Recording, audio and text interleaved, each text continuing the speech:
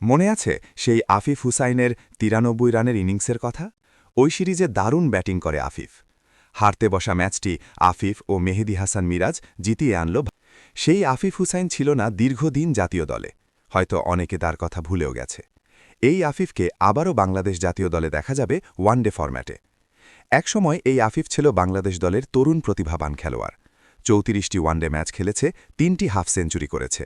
Career সেরা innings ৯৩ run. এরপর injury, of form সব মিলিয়ে জাতীয় দল থেকে বাদ পড়ে আফিফ। তবে তিনি আশা হারায়নি।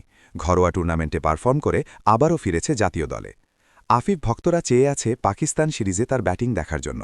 আশা করছি আফিফ ভক্তদের হতাশ করবে না। মিডল অর্ডারে আফিফ বাংলাদেশ দলে ভালো খেলবে আশা করছি।